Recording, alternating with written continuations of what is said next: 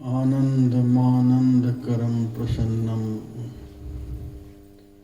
ज्ञानस्वरूपं निजबोधरूपं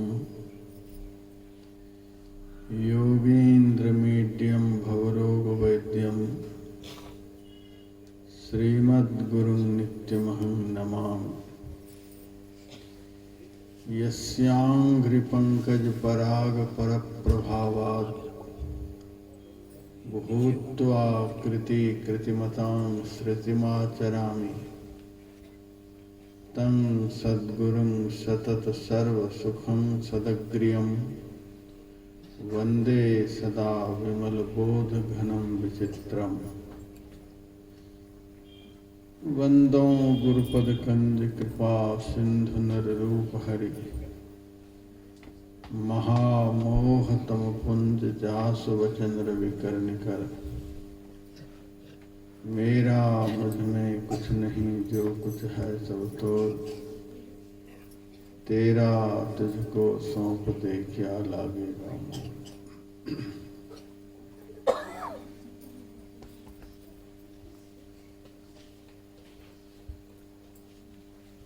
उपस्थित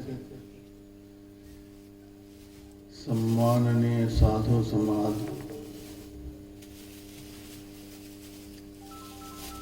मानव जीवन का सबसे महत्वपूर्ण कर्म करने हेतु पधारे हुए सत्संग प्रेमी सज्जन वृंद, माताओं तथा बहनों,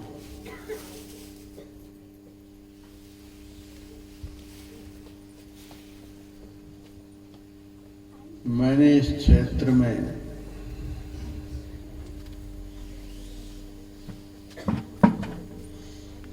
बहुत सारे कार्यक्रमों में भाग लेकर संतों का सदुपदेश सुनाया है।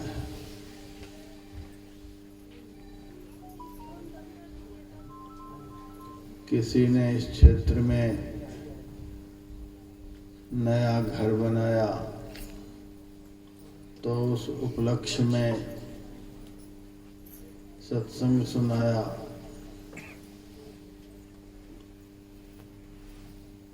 किसी के बच्चे की शादी हुई, किसी की बच्ची की शादी हुई तो उस उपलक्ष्य में सत्संग सुनाया। और भी बहुत सारे मांगलिक कार्यों में सत्संग सुनाया। लेकिन आज मैं पहली बार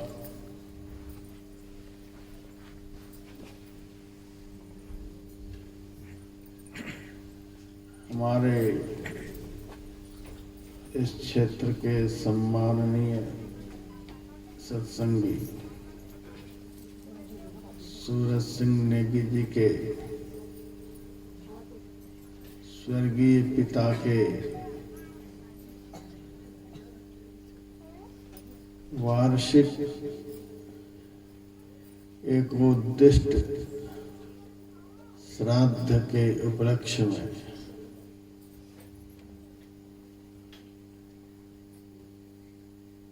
अथवा स्वर्गीय केशर सिंह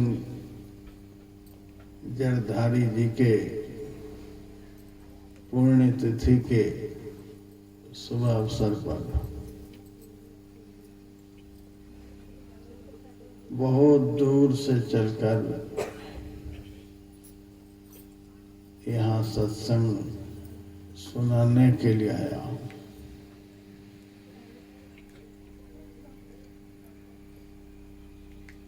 आज दुनिया में हम घूमते हैं,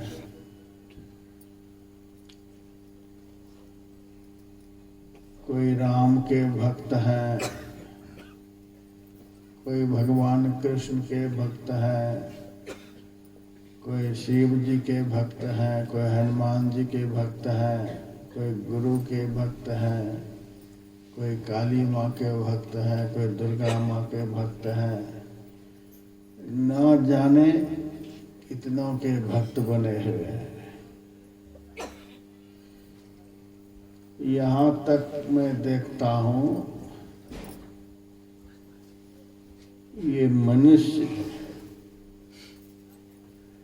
पानी पत्थर तक के भक्त हैं, पेड़ पौधा के भक्त हैं, सांप बिच्छू के भक्त हैं, भूत प्रेत तक के भक्त हैं। भूतों की पूजा करने वाले, भूतों को भजने वाले भी बहुत लोग हैं। तो बहुत सारे भक्तों को हम दुनिया में घूम घूम करके देखते हैं, लेकिन आज मैं यहाँ किस लिए आया? अब समझिए, कल मैं झारखंड में था और कैसे कैसे यहाँ सभा में पहुंच गया।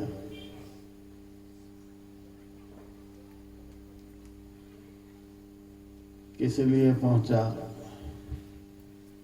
यहाँ एक विचित्र भक्त को देखा। बहुतों के भगत को मैंने देखा दुनिया में, लेकिन जिस बाप ने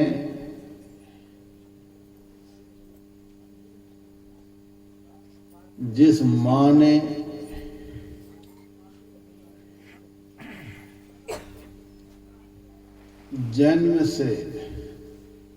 जन्म लेने से पहले से ही बालक का पालन किया, पोषण किया, खिलाया पिलाया, बनाया बढ़ाया, समाज में देखने के लायक, आदर के लायक, सम्मान के लायक बनाया, उस माता पिता के भक्त बहुत कम दिखलाई देते हैं।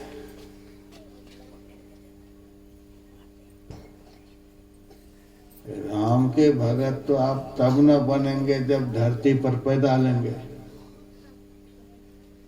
कृष्ण के भक्त तो तब आप बनेंगे जब दुनिया में पैदा लेकर के आएंगे। हनुमान जी के भगत और किसी के भी भगत आप तब तो बनेंगे जब इस धरती पर पैदा लेंगे। अब पैदा ही नहीं लेंगे तो आप किसके भगत बनेंगे? इस आधार पर मैं सबसे बड़ा भक्त माता पिता के भक्त को मानता हूँ। माता पिता यदि हमें पैदा नहीं किए होते तो आज हम किसके भक्त बनते?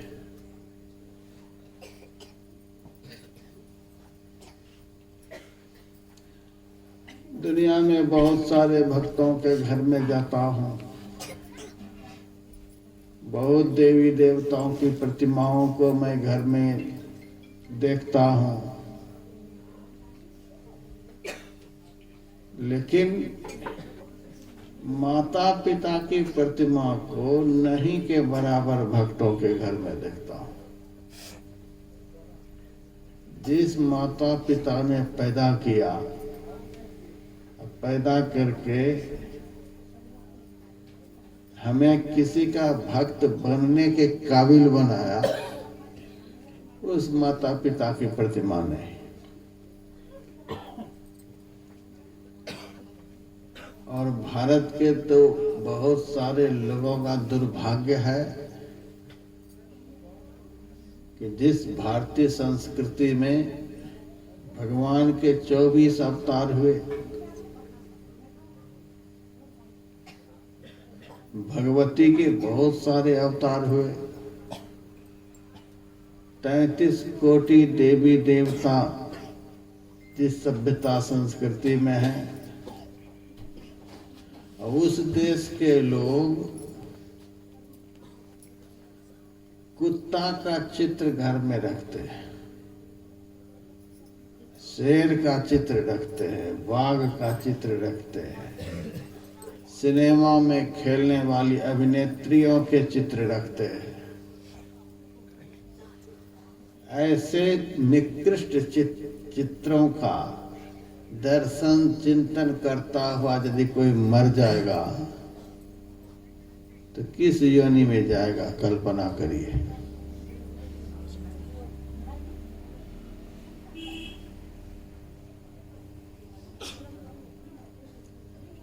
ऐसे ऐसे चित्र को घर में रखते हैं।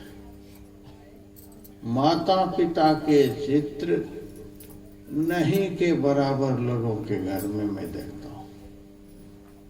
जिसने पैदा किया उसी का चित्र नहीं।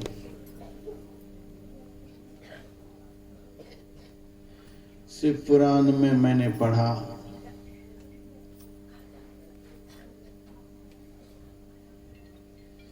बहुत सारे देवी देवता मिलकर के आपस में मंत्रणा कर रहे थे। पहले किसी भी यज्ञ कार्य में, धार्मिक कार्यों में किसकी पूजा होनी चाहिए, किस देवता की पहले पूजा होनी चाहिए? किसी ने वरुण देव का नाम लिया, किसी ने कुबेर का नाम लिया, किसी ने किसी का नाम लिया, किसी ने किसी का नाम लिया।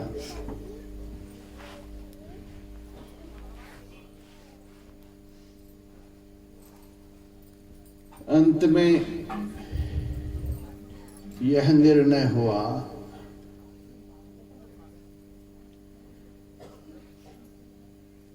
कि जो 3 बार सारी पृथ्वी की परिक्रमा करके इस स्थल पर पहुंचेगा,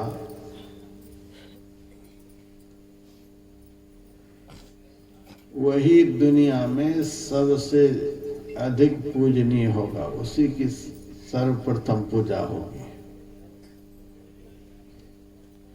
मेडल के रूप में एक सोने की थार में खूब बढ़िया देसी घी का लड्डू बना करके रखा गया था। सबसे अधिक उसी की पूजा होगी और मेडल के रूप में थार भर लड्डू भी उनको मिलेगा। सब देवता अपने अपने वाहन पर विराजमान होकर पृथ्वी की परिक्रमा के लिए चले। 3 बार परिक्रमा करनी है। एक से एक द्रुतगामी वाहन पर सब बैठे चले। भगवान शिव के 2 पुत्र, एक कार्तिक जी, एक गणपति जी। कार्तिक जी मयूर पर सवार होकर के चले। सब अंधाधुंध भागे कि जल्दी से जल्दी परिक्रमा करके मैं आ जाऊं और सबसे बड़ा पूजनीय बन जाऊं, दुनिया में सबसे पहले हमारी पूजा होने लग जाए। मेडल के रूप में लड्डू की थार मिल जाए। सब परिक्रमा के लिए दौड़ पड़े। गणेश जी बड़े होशियार देवता, वे जल्दी नहीं कर रहे। वे सोचते पहले जाने देता हूं सबको, सबको जाने दिए। जब सब चले गए तब गणेश जी चूहा पर बैठे। उनका वाहन चूहा, बैठ गए चूहा पर। जल्दी जल्दी में शिव और पार्वती जो उनके माता पिता थे, 3 बार उनकी परिक्रमा कर ली, कहीं नहीं गए दुनिया में। 3 बार परिक्रमा करके माता पिता को प्रणाम कर लिए और लगे लड्डू खाने, और 2-4 लड्डू चूहा के सामने भी फेंक दिया, वो भी मजे से खा रहा है। सब देवी देवता भागे भागे भागे बड़े बड़े वाहनों पर सवार होकर पहुंचे मेडल स्थल पर। देखते हैं गणेश जी तो पहले से ही भोग लगा रहे हैं। गणेश जी का वाहन तो सबसे छोटा है, ये पहले से भोग लगा रहा है। इनको हमने कहीं देखा भी नहीं, ये कैसे परिक्रमा करके आ गया। गणेश जी से पूछा गया कि बिना परिक्रमा किए ही आप मेडल ले लिए और मिठाई खाने लग गए, आपने सभी देवी देवताओं का अनादर किया। बात थी 3 बार पृथ्वी की परिक्रमा करने की। गणेश जी ने कहा हमने प्रतिज्ञा कर ली, परिक्रमा कर लिया, कहीं हम देखे नहीं। हमारी सवारी ही इतनी तेज है, इतनी तेजी से हमने परिक्रमा की, आप कैसे देखेंगे।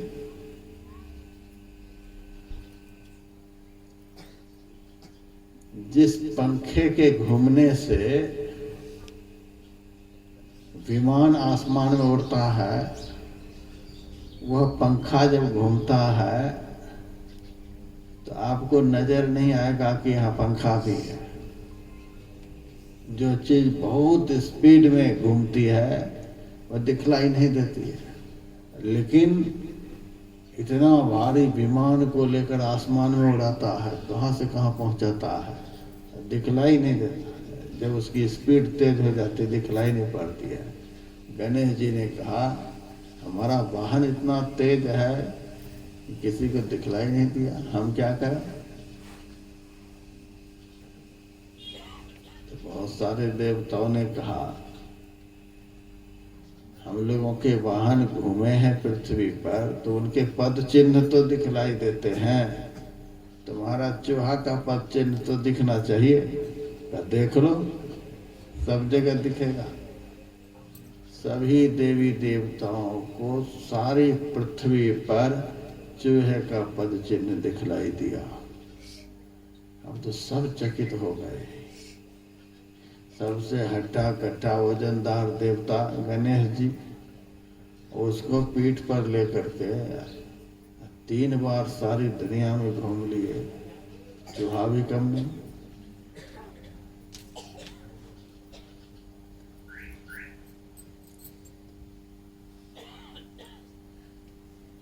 तो सबको बड़ा आश्चर्य हो रहा है।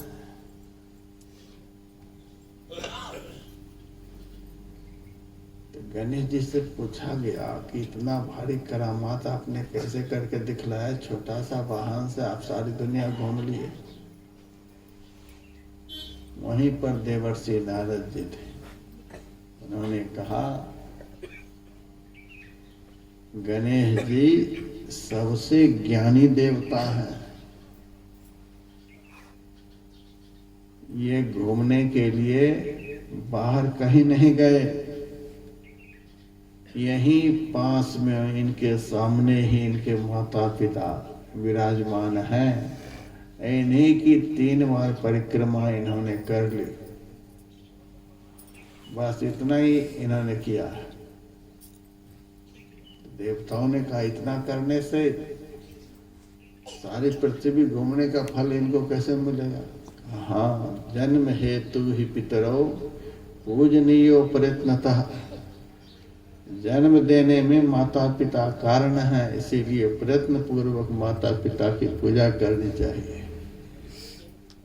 जो माता पिता कि 3 बार परिक्रमा करके उनको प्रणाम कर लेते हैं, उनको सारी दुनिया में परिक्रमा करने का, सारे तीर्थों में, सारे धामों में, सारे मंदिरों में प्रदक्षिणा परिक्रमा करने का पुण्य प्राप्त होता है। माता पिता के प्रति इतना बड़ा सम्मान होने के कारण ही सभी देवी देवताओं ने गणेश जी को प्रथम पूज्य बनाया। गणेश जी को प्रथम पूज्य बनाया। और पुराणों में तो ऐसे भी चर्चा है, गणेश जी का जन्म तो बाद में हुआ है, शिव जी की शादी में भी गणेश जी की पूजा हुई है।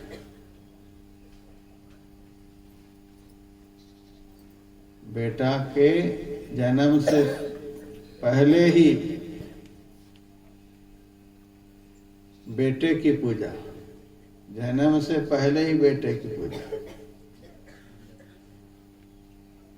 जिस पुत्र में माता पिता के प्रति सबसे ज्यादा आदर का भाव होता है, वह पुत्र माता पिता से भी बढ़कर पूजनीय होते हैं।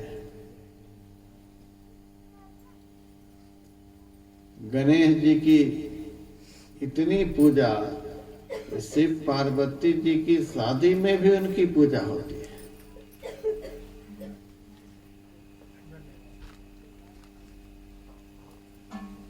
आज जो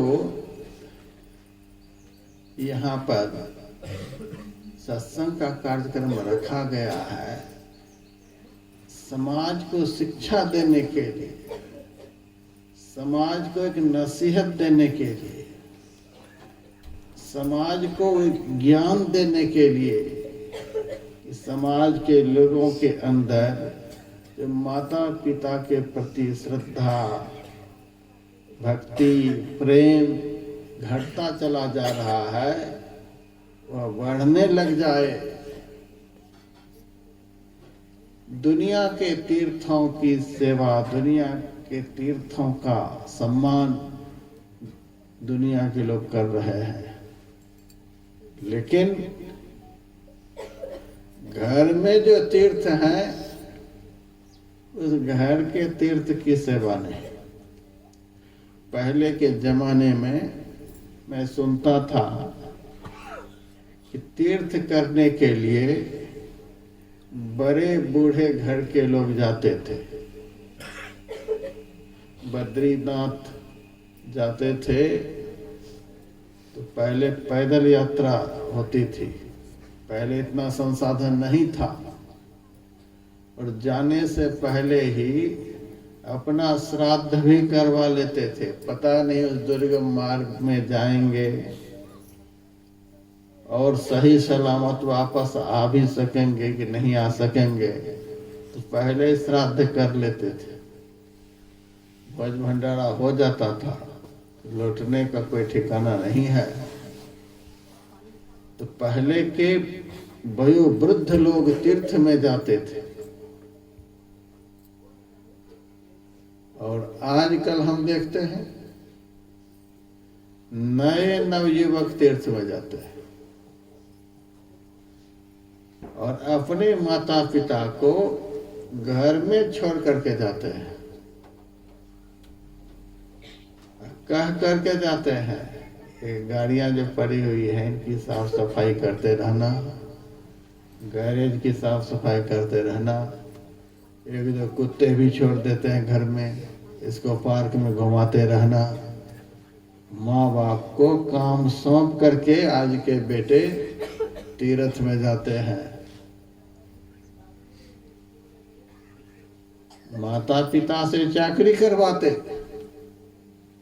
माता पिता को एक गिलास पानी आदर से नहीं देते हैं, माता पिता को आदर के साथ 2 रोटी नहीं देते हैं, माता पिता को पहनने के लिए आदर पूर्वक बढ़िया कपड़ा नहीं देते हैं, माता पिता को रहने के लिए घर में जगह नहीं देते हैं, माता पिता का घर में सम्मान नहीं करते हैं, वे जाते हैं केदारनाथ भगवान शिव की पूजा करने के लिए। आप कहिए शिव जी वहां खुश होंगे उसके ऊपर? माता पिता का अनादर करने वाला, माता पिता को नार की यातना देने वाला, यह आया है हमारी सेवा करने के लिए, हमारी पूजा करने के लिए। भगवान शिव खुश होंगे? जिस माता पिता की सेवा के कारण, जिस माता पिता का आदर के कारण गणेश जी तीनों लोकों में प्रथम पूज्य कहलाए, वे शिव जी माता पिता के अनादर करने वाले पुत्र की पूजा से कभी प्रसन्न होंगे? कभी भी नहीं प्रसन्न होंगे। भगवान राम वे भी माता पिता के बहुत बड़े भक्त थे। भगवान श्री राम इतने लोकप्रिय नेता थे, यदि भगवान श्री राम नहीं बन जाना चाहते, उस वक्त यदि इलेक्शन हो जाता अयोध्या में, तो मेरा विश्वास है कि राजा दशरथ हार जाते। भरत जी की बुरी तरह से हार होती, सबकी हार हो जाती और भगवान श्री राम निर्विरोध जीत जाते। लेकिन बैठना है तो बैठो।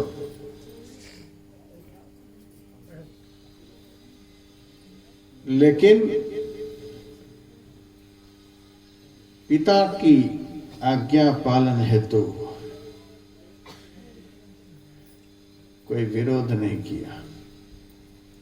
भीतर से राजा दशरथ कभी भी नहीं चाहते थे कि राम जंगल को चले जाए।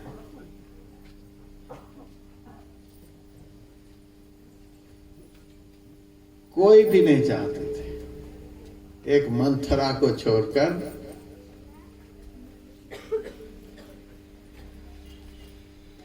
कोई भी नहीं चाहते थे।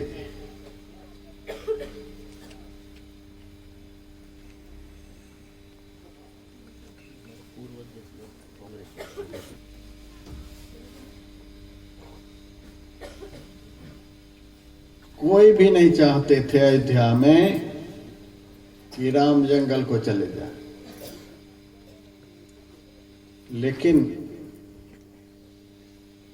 भगवान राम के अंदर अपनी माँ के प्रति, अपने पिता के प्रति, अपनी माँ को कौन कहे, सौतेली माँ के प्रति भी कितना आदर का भाव, कितना सम्मान का भाव था कि उन्होंने सबका आदर करते हुए अयोध्या कैसे समृद्ध राज्य को तृण के समान त्याग कर जंगल चले गए। और जब उनको यह पता चला कि मेरे वियोग में मेरे पिता ने देह का त्याग किया, तो चित्रकूट में भगवान श्री राम ने बहुत आदर मान सम्मान के साथ पितृ श्राद्ध किया है, पिंडदान किया है। सीता जी बालुका का पिंड बनाती थी और ऋषि मुनि महात्मा आते थे पिंडदान करवाने के लिए। भगवान श्री राम ने जंगल में, पता चला है मेरे पिता ने देह का त्याग किया, तो अपने पिता का पिंडदान किया है। माता पिता के प्रति मर्यादा पुरुषोत्तम भगवान श्री राम के अंदर कितनी श्रद्धा थी, आप वाल्मीकि रामायण पढ़ करके देखें, तुलसीदास जी के रामायण को पढ़ कर देखें, भगवान कृष्ण के अंदर मैं आप लोगों को जिनकी उपासना आराधना में आज दुनिया के लोग लगे हुए हैं, राम भक्त कहलाते हैं, शिव भक्त कहलाते हैं, कृष्ण भक्त कहलाते हैं, वे शिव जी ने माता पिता का कितना सम्मान दिया है, वे भगवान राम माता पिता का कितना सम्मान किया है, वे भगवान कृष्ण माता पिता का कितना सम्मान किया है। भगवान कृष्ण कंस का उद्धार करके सबसे पहले कारागार में बंद जो उनके माता पिता थे उनके पास गए, अपने हाथ से उनके बंधनों को खोलते हैं, उनके चरणों पर माथा रख करके प्रणाम करते हैं और हाथ जोड़कर कहते हैं, हे माता पिता, माता पिता का पुत्र के जीवन में इतना उपकार होता है कि 100 कल्प तक भी पुत्र माता पिता की सेवा करता रहे तो भी माता पिता के ऋण से ऋण नहीं हो सकता है। आपने हमारी बड़ी सेवा की, हमको जन्म दिया, लेकिन हम आपकी कोई सेवा नहीं कर सके। ऐसा ही परिवेश बना कि हम जन्म लेकर उसी रात मथुरा से गोकुल चले गए। जिन भगवान कृष्ण की हम पूजा करते हैं, वृंदावन जाकर, मथुरा जाकर उनकी आराधना उपासना करते हैं, जिन भगवान राम की आराधना उपासना हम अयोध्या जाकर करते हैं, जिस भगवान शिव की उपासना आराधना हम वाराणसी जाकर करते हैं, इन महापुरुषों ने माता पिता के प्रति कितना भाव दर्शाया है। और आज के लोग माता पिता का आदर नहीं करते, जा रहे हैं वाराणसी भगवान शिव की पूजा करने के लिए, नीलकंठ जा रहे हैं, जिनके माथे पर ही गंगा बहती है, उनको जा रहे गंगा जल चढ़ाने के लिए। और घर में जो साक्षात त्रिलोक पूज्य माता पिता हैं, उनको एक गिलास पानी आदर के साथ नहीं। ये पाखंड भक्ति है। घर के तीर्थ को तीर्थ नहीं समझना और बाहर के तीर्थ का सम्मान करना, इसको पाखंड भक्ति कहते हैं। भगवान श्री राम के लिए तुलसीदास जी महाराज ने लिखा है, प्रात काल उठ कै रघुनाथा, मात पिता गुरु ना वही माथा। जैसे ही बिस्तर पर से भगवान श्री राम सुबह सुबह उठते थे, वैसे ही किनको पहले प्रणाम करते थे? मात पिता गुरु ना वही माथा। माता पिता और गुरु को किस तरह से प्रणाम करते थे? चरण पर माथा रख करके।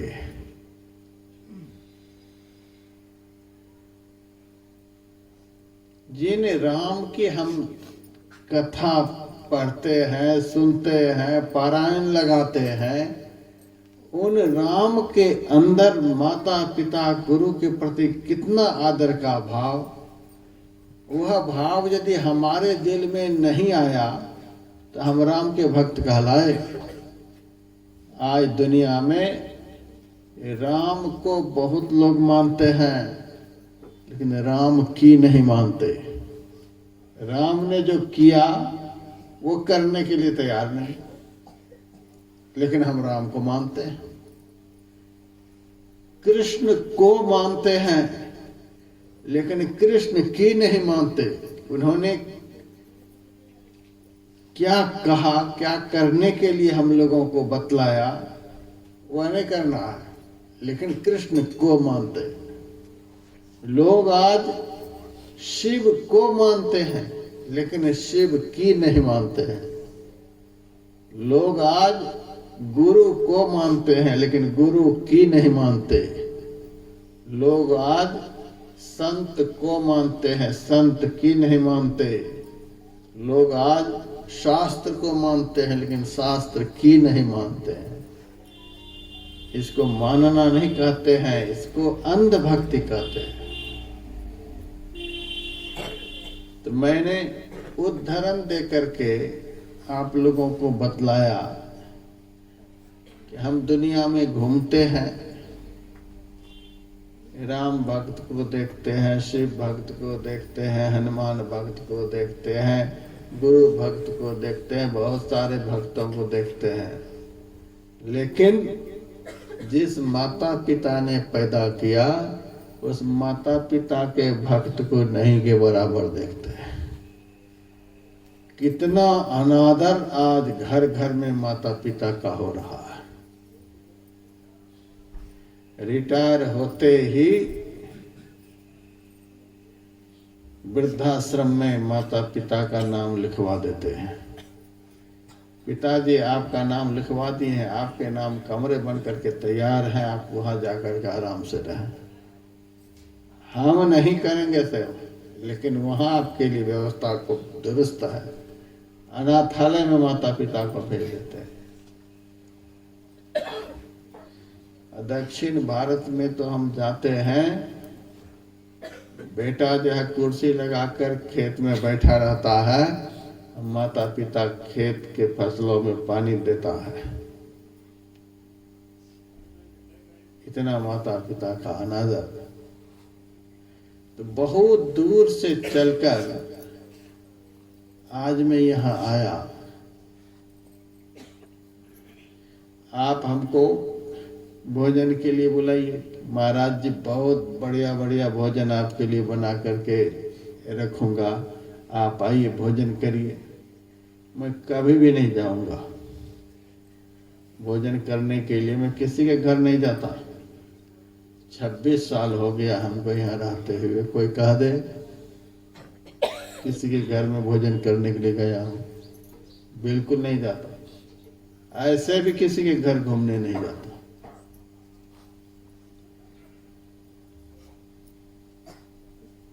जब भी जाता हूँ तो सत्संग करने के निमित्त ही जाता हूँ। सत्संग के लिए लोग बुलाते हैं तब मैं वहां जाता हूँ। और सत्संग के लिए भी जब मेरे पास समय रहता है तभी जाता हूँ। कहीं समय दिया हुआ है और आप कहेंगे आप मेरे यहाँ कर दीजिए सत्संग, तो मैं नहीं जा पाऊंगा, वचनबद्ध रहता हूँ। मेरा कार्यक्रम देवघर में चल रहा था, लेकिन उस कार्यक्रम को विराम देकर मैं यहाँ आया। समाज में माता पिता का जो अनादर हो रहा है, उस अनादर भाव को समाज से मिटा करके माता पिता के प्रति सबके अंदर आदर का भाव पैदा करने के लिए इतनी दूर से चल करके मैं आया।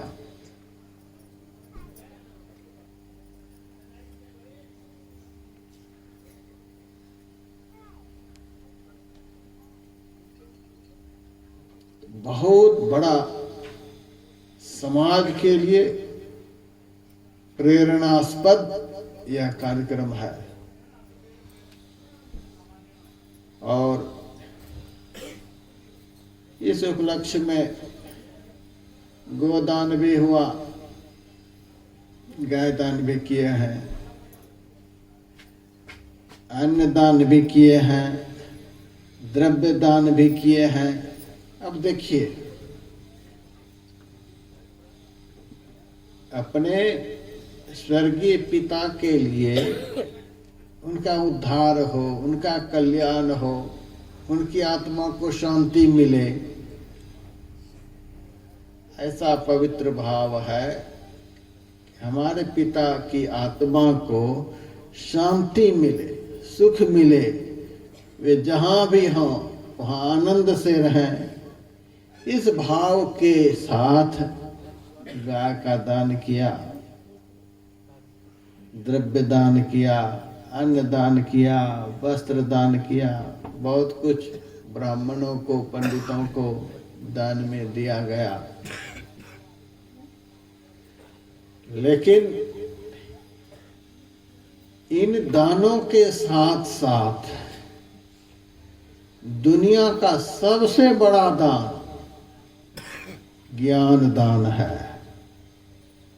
ज्ञान दान से बड़ा दुनिया में कोई दान नहीं होता।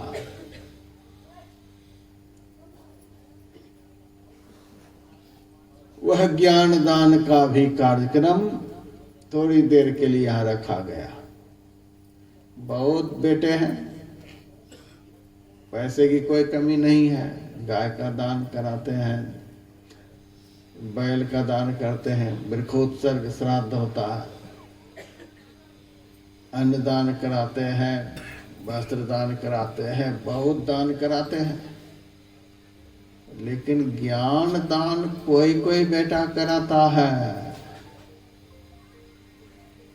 धर्म ग्रंथों में लिखा हुआ है, न गो प्रदानम न मही प्रदानम न चान्य दानम न सुवर्ण दानम यथा वदन्ति बुधा प्रधानम सर्वेषु दानेष अभय प्रदानम। गोदान है, भूमि दान है, स्वर्ण दान है, बहुत तरह का दान होता है। ऐसा ज्ञानियों ने बताया है, बड़े बड़े ज्ञानियों ने बताया है। सब तरह के दान की बड़ी महिमा है पुराणों में। लेकिन महापुरुषों ने बताया सर्वेश दानेश अभय प्रदानम, दुनिया के समस्त दानों से बढ़कर अभय दान होता है। अभय दान कहते हैं ज्ञान दान को। यह सत्संग जो है यह ज्ञान दान है। अभी मैं आप लोगों को क्या दे रहा हूं? ज्ञान दे रहा हूं। यह ज्ञान दान है। सत्संग के माध्यम से समाज को ज्ञान प्राप्त होता है। क्या कर्तव्य है, क्या अकर्तव्य है, इसका पता कहाँ चलेगा?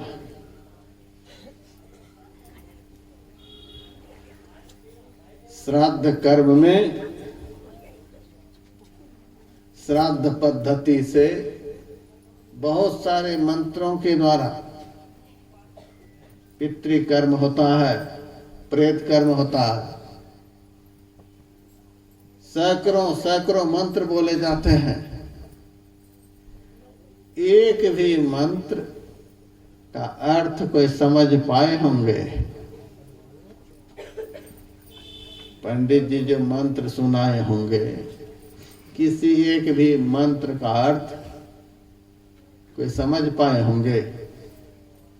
नहीं समझ पाए होंगे। पुण्य कार्य है, लेकिन दुनिया में सत्संग को छोड़कर जो पुण्य कार्य है वह अंध पुण्य है। पुण्य हुआ लेकिन पुण्य का ज्ञान नहीं हुआ। सत्संग जो है यह अंध पुण्य नहीं है, ज्ञान युक्त पुण्य है। समाज को ज्ञान मिल रहा है।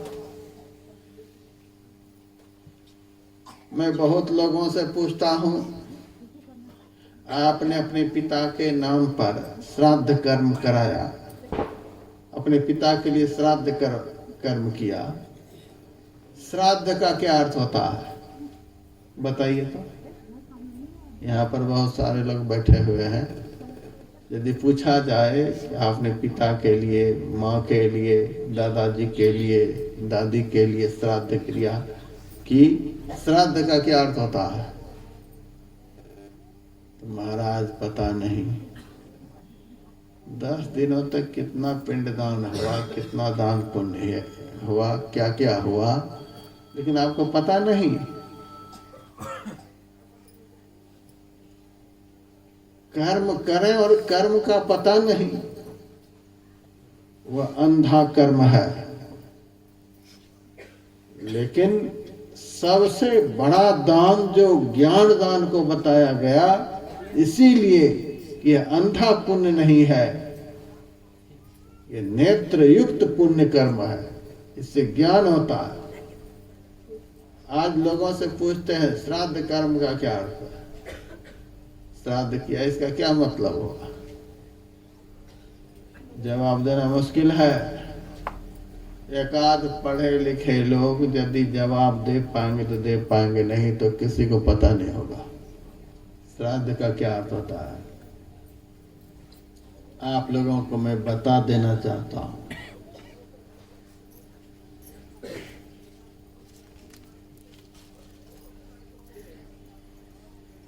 जो कर्म श्रद्धा पूर्वक किया जाए उसी को श्राद्ध कर्म कहते हैं। जो कर्म श्रद्धा पूर्वक किया जाए उसी को श्राद्ध कर्म कहते हैं। इस कर्म के द्वारा कौन सा ज्ञान प्राप्त होता है? आपने जो श्राद्ध किया, तो श्राद्ध कर्म के द्वारा आपको ज्ञान कौन सा प्राप्त हुआ? क्या ज्ञान मिला आप लोगों को? महाराज पता नहीं। आदमी कर्म करे और कर्म का ज्ञान नहीं हो, यह कौन सा कर्म है? आदमी को वही कर्म करना चाहिए जिस कर्म का ज्ञान हो। श्राद्ध कर्म के द्वारा समाज को ज्ञान कौन सा मिलता है? बस 2 ही ज्ञान मिलता है। श्राद्ध कर्म के द्वारा समाज को 2 ज्ञान मिलता है। और 2 ज्ञान कौन सा है? आत्मा की अमरता का ज्ञान और देह की नश्वरता का ज्ञान। देह नश्वर है, नाशवान है, एक दिन खत्म हो जाने वाला है, मिट जाने वाला है। यह ज्ञान होता है श्राद्ध कर्म के द्वारा। शरीर खत्म हो गया। हमारे स्वर्गीय केसर सिंह जी एक दिन शरीर में थे, आज उनका शरीर नहीं है, शरीर खत्म हो गया, आधा खेल खत्म हो गया। यहाँ जितने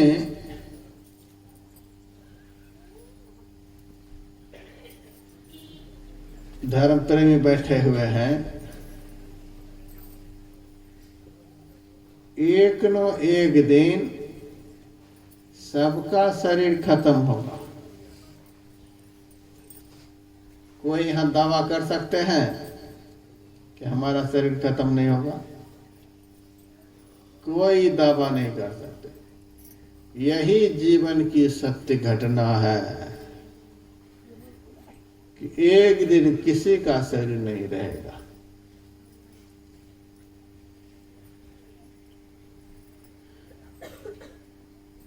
प्रधानमंत्री भी आपके शरीर को नहीं रख पाएगा, राष्ट्रपति भी नहीं, किसी देवी देवताओं में भी ताकत नहीं है किसी के शरीर को अमर बना दे।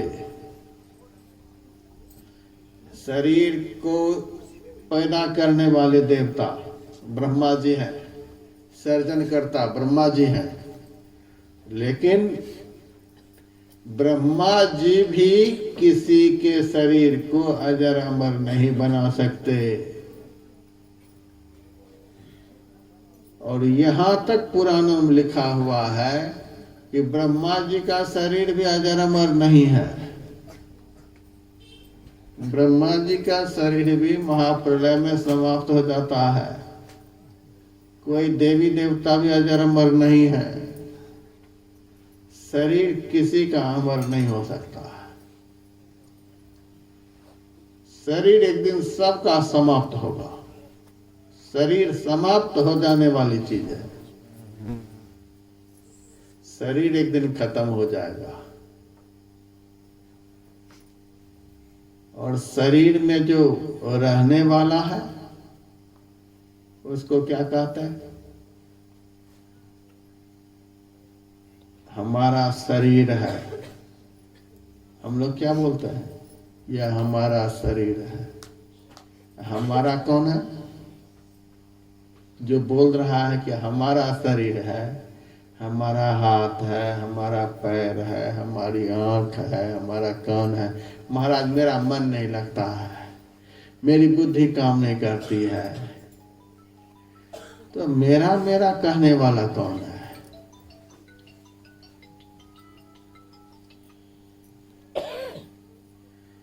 तो मेरा मेरा कहने वाला शरीर में रहने वाला तत्व है, उसी को जीव कहा जाता है।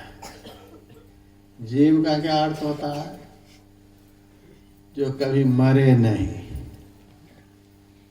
जो सदैव जीवित रहे। सदैव जीवित रहने वाले तत्व को जीव कहा जाता है। नाशवान को शरीर कहा जाता है। यह शरीर नाशवान है और शरीर में रहने वाला जो है वह अविनाशी है, उसको जीव कहा जाता है। भगवान कृष्ण ने कहा उस जीव का नाश नहीं होता है। न जायते मृत्य वा कदाचिन नायम भूत्वा भविता वा न भूयः अजो नित्यं शाश्वतोऽयं पुराणो न हन्यते हन्यमाने शरीरे। जीव कभी मरता ही नहीं, जीव कभी जन्म लेता ही नहीं। शरीर का जन्म होता है, शरीर की मृत्यु होती है। जीव का जन्म नहीं होता है, जीव की मृत्यु नहीं होती है। इसको कोई मार नहीं सकता। भगवान कृष्ण ने कहा इस जीव को शस्त्र काट नहीं सकता है, अग्नि जला नहीं सकती है, पानी गीला नहीं कर सकता है, वायु शोषण नहीं कर सकता है, काल भी इसको निगल नहीं सकता है, मौत इसका कुछ भी नहीं बिगाड़ सकती है। हम वही हैं। इस शरीर में रहने वाले को जीव कहा जाता है। जीव कभी मरता नहीं है, वह अजर अमर अविनाशी है।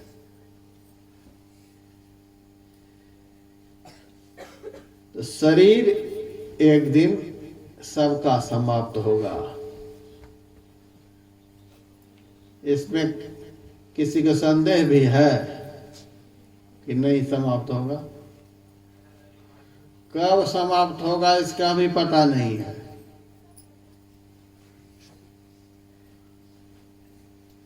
बहुत शरीर तो जन्म लेते लेते समाप्त हो जाता है।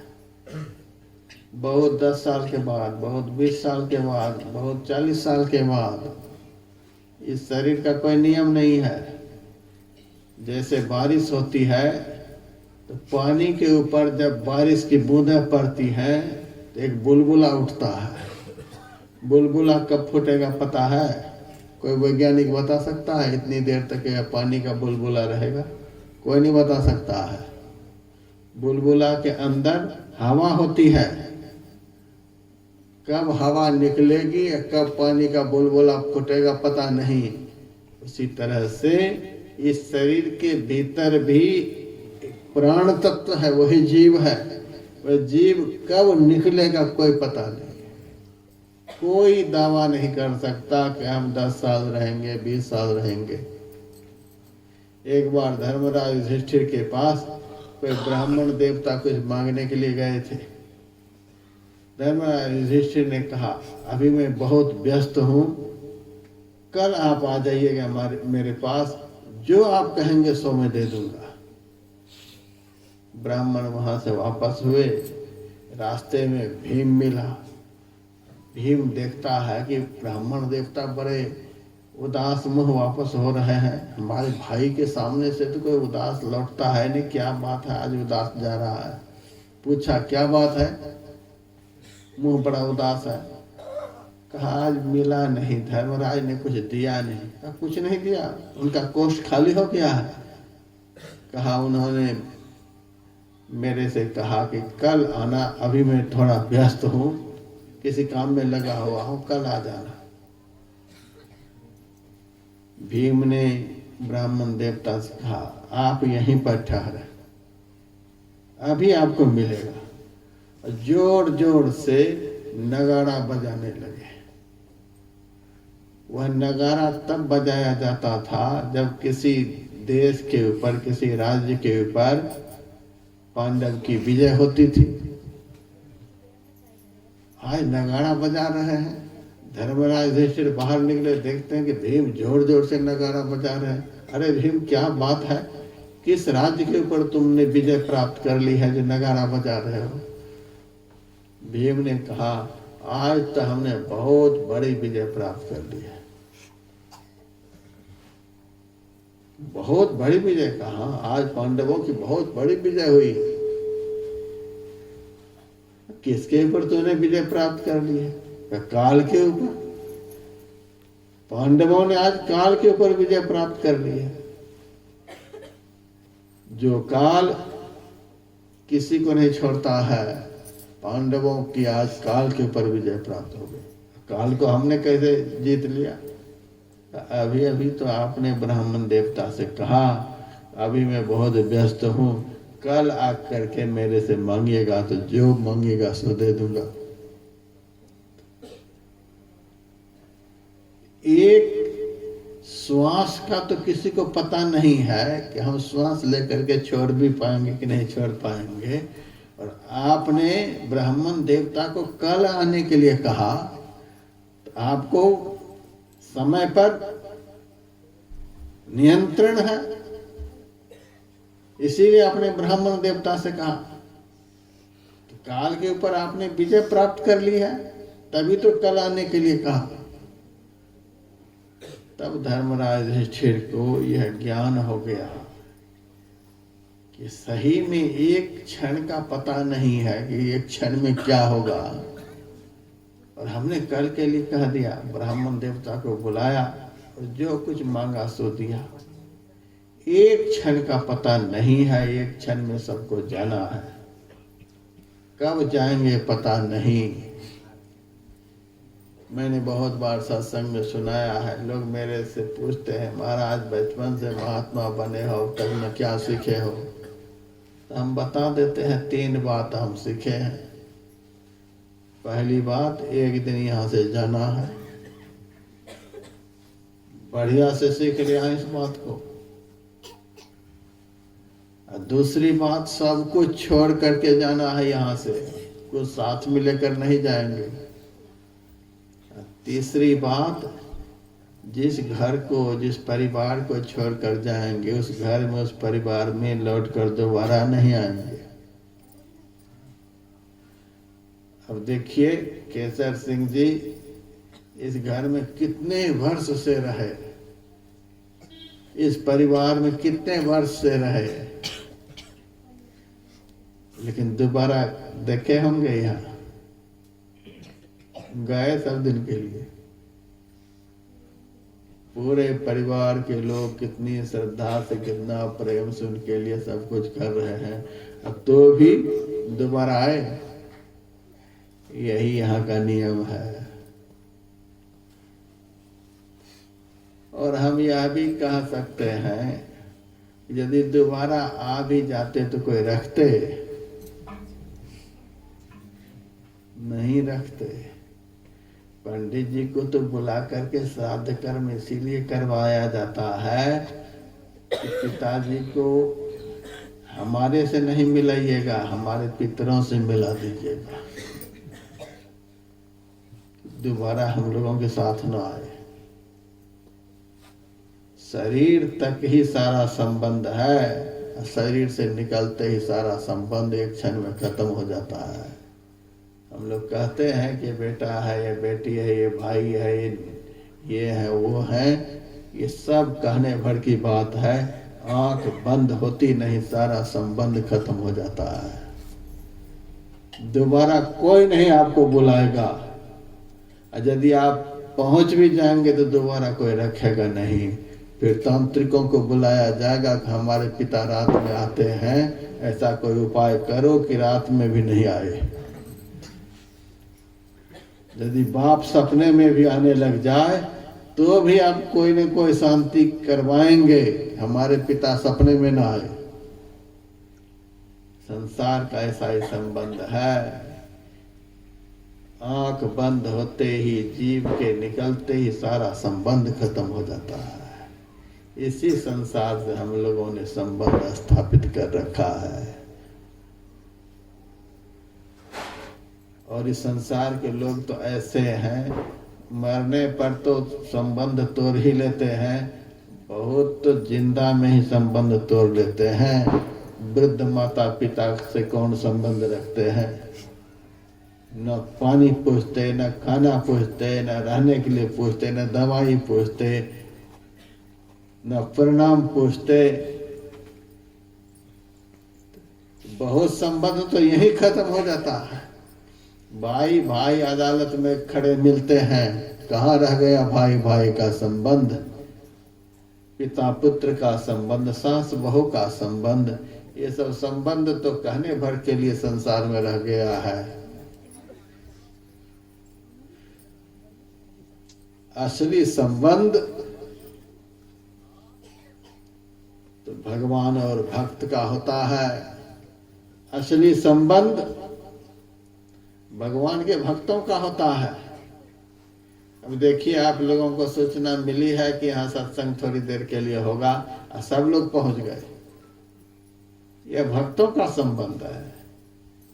इस घर से जिनका कोई संबंध नहीं, न जाति संबंध, न परिवार का संबंध, तो भी सत्संग के नाम पर चले आए, यह भक्ति का संबंध है। भक्त और भगवान का संबंध, भक्त और भक्त का संबंध, यही शाश्वत संबंध है। बाकी संसार का सब झूठा संबंध है। तो मेरे कहने का अभिप्राय है कि एक न एक दिन शरीर सबका पूरा होता है, लेकिन शरीर में रहने वाला चला गया। श्राद्ध कर्म के द्वारा दो ज्ञान मिलता है। शरीर की नश्वरता का ज्ञान होता है कि शरीर एक दिन खत्म होगा। शरीर खत्म होता है, शरीर में रहने वाला खत्म नहीं होता है, वह चला गया। कहाँ गया? जो शरीर छोड़ करके चला गया, कहाँ गया? कोई बता सकते हैं? किसी में ताकत है? यदि कोई बोलेंगे भी तो झूठ हो जाएगा। कोई बता सकते हैं जो शरीर छोड़ कर गए वो कहाँ गए? कोई नहीं बता सकते। एकमात्र संत ही बता सकते हैं। उनके पास आत्मदृष्टि होती है, उनके पास दिव्य दृष्टि होती है। संत ही बता सकते हैं किसी जीव के लिए कि यह जीव इस योनि से इस योनि में आया हुआ है।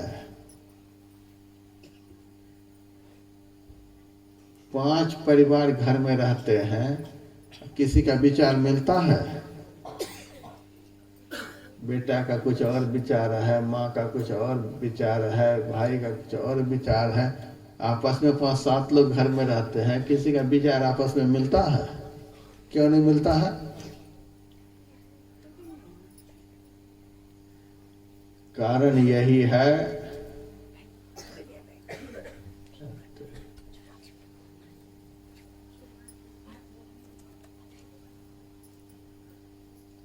यही है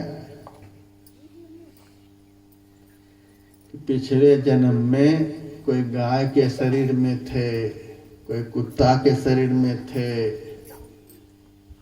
कोई बैल के शरीर में थे, कोई सुअर के शरीर में थे, कोई सांप के शरीर में थे, कोई आदमी थे, कोई घोड़ा थे, कोई देवता थे। पिछले जन्म में कोई पाकिस्तान में थे, कोई राजस्थान में थे, कोई गुजरात में थे, कोई पंजाब में थे। इस जन्म में किसी न किसी जन्म के कर्म के हिसाब से सबका आपस में मिलन जुलन हो गया है। एक ही घर में 5-7 लोग हैं, पिछले जन्म में कोई किसी शरीर में, कोई किसी शरीर में, कोई कहीं के, कोई कहीं के। इसीलिए किसी का विचार नहीं मिलता है, किसी का स्वभाव नहीं मिलता है। लेकिन हम लोग इस बात को नहीं जानते हैं, लेकिन साधु संत महात्मा जानते हैं कि ये आदमी पिछले जन्म में किस शरीर में था, ये आदमी किस शरीर में था, वह आदमी कहाँ से जन्म लेकर के आया। साधु संत महात्मा को तीनों काल का ज्ञान होता है, इसीलिए वे सबके भूत भविष्य को जानते हैं। और मरकर कौन कहाँ गए हैं साधु संत को छोड़कर कोई भी नहीं बता सकते। यदि कोई कह भी दे कि यह आत्मा पितर में जाकर के मिल गया, तो ऐसे कह दिए, किसी में ताकत नहीं है किसी की आत्मा को किसी आत्मा से मिलाने की।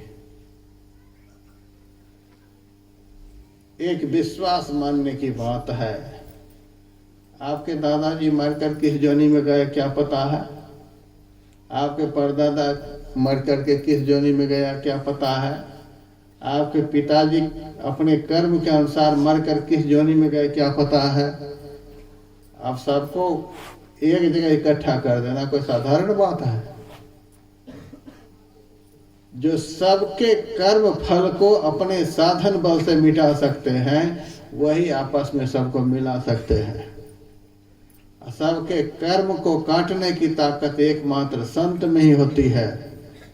जो न करे लकीर सो करे फकीर। कर्म को कोई नहीं काट सकते। भगवान शिव का वचन है शिव महापुराण में, 1,00,000 वर्ष बीत जाने के बाद भी अपना किया हुआ कर्म का फल भोगे बगैर उसको कभी शांति नहीं मिल सकती है। 1,00,000 वर्ष बीत जाने के बाद भी जीव को अपना किया हुआ कर्म का फल भोगना ही पड़ता है। जैसे करोड़ों गायों के बीच बछड़ा अपनी माँ को पहचान लेता है, ये हमारी माँ है, अपनी माँ के थन में वह मुंह मारता है। उसी तरह से करोड़ों लोगों के बीच किया हुआ कर्म कर्ता को पहचान लेता है। इस आदमी ने यह कर्म किया है और वह कर्म उसी को फल देता है। ऐसा नहीं कि हमारा किया हुआ कर्म फल दूसरे को भोगना पड़ेगा, दूसरा का किया हुआ कर्म फल तीसरे को भोगना पड़ेगा। तो जीव ने जो कर्म किया है, जीव को उस कर्म का फल भोगना पड़ता है। तो जीव अजर अमर अविनाशी है, शरीर विनाशवान है। शरीर एक दिन सबका नष्ट होगा, लेकिन शरीर में रहने वाला जो है उसका नाश नहीं होता है। तो शरीर में रहने वाले का नाश नहीं होता है, लेकिन कर्म के अनुसार शरीर में रहने वाले जीव का किसी न किसी शरीर में जन्म हो जाता है। कोई गधा की योनि में चला जाता है, कोई बैल की योनि में चला जाता है, कोई कुत्ता की योनि में चला जाता है।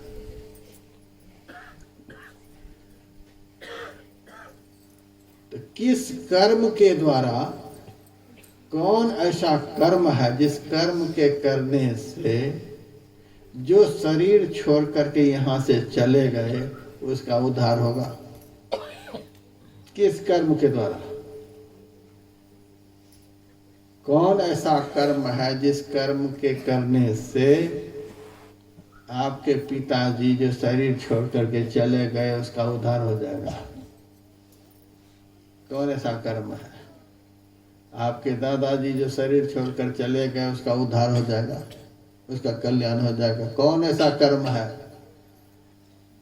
श्रीमद् भागवत महापुराण में धुंधकारी का चरित्र है।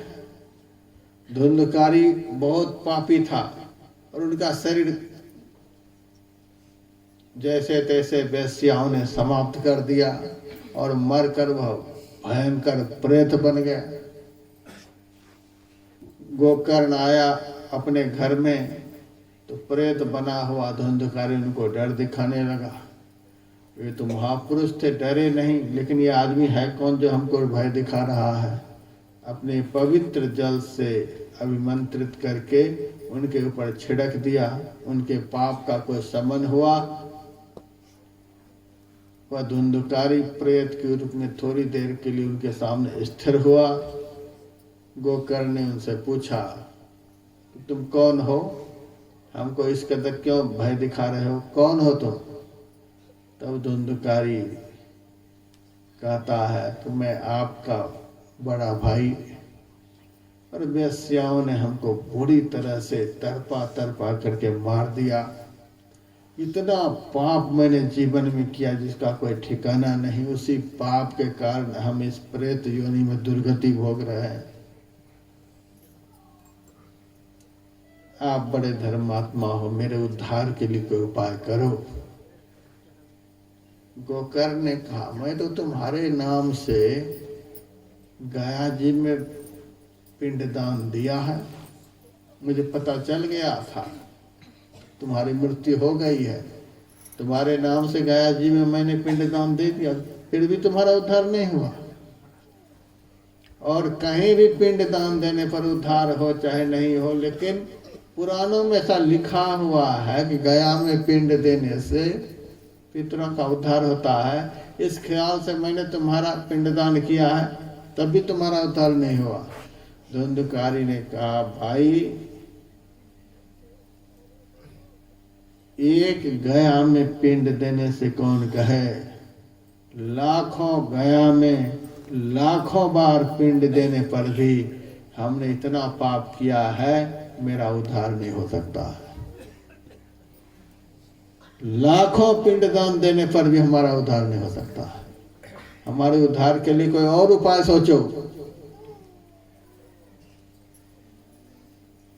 गोकर्ण ने कहा, अब तुम्हारा उद्धार कैसे होगा? जब पिंड देने से तुम्हारा उद्धार हो ही नहीं सकता है, श्राद्ध से तुम्हारा उद्धार हो ही नहीं सकता है, तो फिर उद्धार होगा कैसे? अब तुम सोचो। कहा, ठीक है, तुम यहीं पर जैसे तैसे रहो। प्रातः काल होता है, हम समाज के लोगों से पूछेंगे कि तुम्हारा उद्धार कैसे होगा, फिर हम बताएंगे। कल रात हम बताएंगे। सवेरा हुआ, समाज के लोगों को रात की घटना बताई कि मेरा भाई मरकर प्रेत हो गया है। मैंने उनके नाम गया जी में पिंडदान दिया है, फिर भी उनका उद्धार नहीं हुआ। अब उनका उद्धार कैसे होगा, आप लोग बताइए। समाज के लोगों ने कहा, हम तो संसारी जीव ठहरे, हम क्या बताएंगे, आप तो बहुत बड़े महात्मा हैं, आपको जब उपाय का पता नहीं तो हमसे क्या पूछ रहे हैं। गोकर्ण भगवान सूर्य का बहुत बड़ा उपासक था। उन्होंने अपने मंत्र बल से भगवान सूर्य को प्रसन्न किया और सूर्य भगवान के रथ को रोक दिया और हाथ जोड़कर कहा, मेरे बड़े भाई का शरीर पूरा हो गया और मेरा बड़ा भाई मरकर प्रेत योनि को प्राप्त हुआ है। मैंने उनके नाम तीर्थों में श्राद्ध कर्म किया है, फिर भी उन्होंने कहा कि मेरा उद्धार नहीं हुआ। अब मेरे बड़े भाई का उद्धार कैसे होगा, आप बताइए। भगवान सूर्य ने कहा, दुनिया के किसी भी उपाय से तुम्हारे भाई का उद्धार नहीं हो सकता है, एक ही काम करना होगा। कहा, वह कौन सा काम है? सूर्य भगवान ने कहा, तू अपने भाई को श्रीमद् भागवत महापुराण की कथा सुनाओ। उसी कथा के सुनने से तुम्हारे भाई का उद्धार होगा। तो भागवत महापुराण में किसकी कथा है? अकबर बिरबल की कथा है। श्रीमद् भागवत महापुराण में दो ही कथा है, या तो भगवान की कथा है या भगवान के भक्त की कथा है। दो ही कथा है। पूरी भागवत को पढ़िए आप, 18,000 श्लोक है। भगवान के भक्त की कथा है। ध्रुव ने कौन सा काम किया, प्रहलाद ने कौन सा काम किया, इस तरह के भक्तों की कथा है। और भगवान ने अवतार लेकर कौन कौन सा कर्म किया है, यही सब कथा है। यानी भक्त और भगवान की कथा है, संत और भगवंत की कथा है। यही तो सत्संग है। हम आप लोगों को क्या सुना रहे हैं? भगवान की महिमा सुना रहे हैं, संत की महिमा सुना रहे हैं। यही सत्संग है।